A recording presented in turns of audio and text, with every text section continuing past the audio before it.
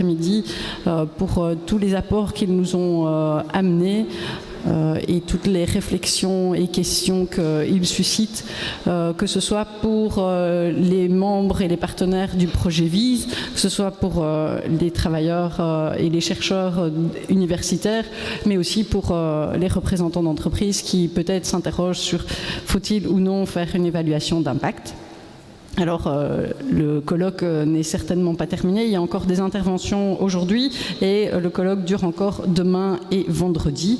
Donc n'hésitez pas à suivre ce qui va être dit et vous pourrez trouver l'ensemble des actes du colloque, soit sur le site de INTI pour l'ensemble pour les 3 jours, mais aussi sur le site de VISE. Voilà. Et alors concernant VISE, le projet continue, hein, on est au tout début et ça va jusque fin 2019.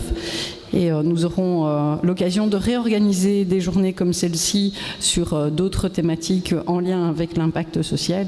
Et donc nous vous donnons déjà rendez-vous, je pense que c'est le 23 novembre 2017. Voilà, le 23 novembre 2017, je ne sais pas où encore, mais le 23 novembre 2017, nous aurons une autre rencontre de l'impact social. Alors sur le contenu, voilà, je voulais quand même terminer sur 2-3 notes. Enfin, j'ai pris quelques notes sur tout ce qui a été dit depuis ce matin. Je vais essayer de faire un petit, enfin pas un résumé, mais pointer les questions importantes.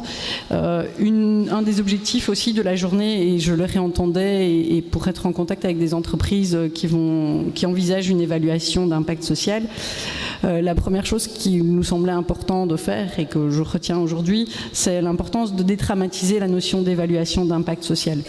Si la notion est nouvelle et qu'on commence à en entendre parler énormément, ça fait déjà longtemps que les entreprises de l'économie sociale et de solidaire s'évaluent et se posent des questions. Et donc, ne réinventons pas nécessairement la roue pour tout, et surtout, dédramatisons, nous faisons déjà de l'évaluation et surtout continuons à en faire. Et Florence Tchaïncatrice l'avait pointé aussi. Et Sybille Mertens l'a bien dit et on l'a revu également dans les différentes interventions de l'importance de prendre part à l'évaluation.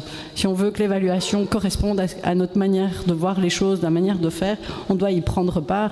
Et donc n'hésitez pas à vous investir aussi sur la manière dont on évalue.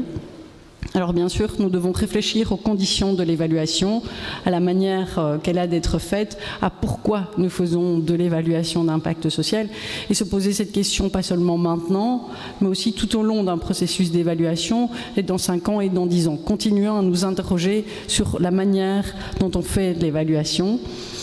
Alors, même si il y a des risques et des limites à l'évaluation de l'impact social, la meilleure manière de travailler ces risques et d'être actif dedans, c'est vraiment de s'en saisir et d'essayer d'intervenir sur la manière dont sont évaluées les entreprises d'économie sociale et solidaire, en admettant, comme Florence Tchaïncatrice l'a dit, l'équivocité de notre démarche et la manière dont nous travaillons, parce que nous sommes vraiment en mesure d'influer sur notre environnement, et donc cherchons à influer sur notre environnement.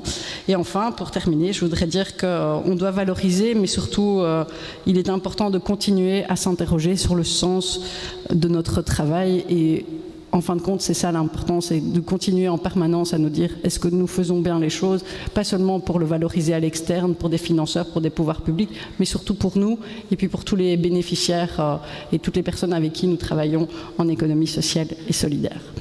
Voilà.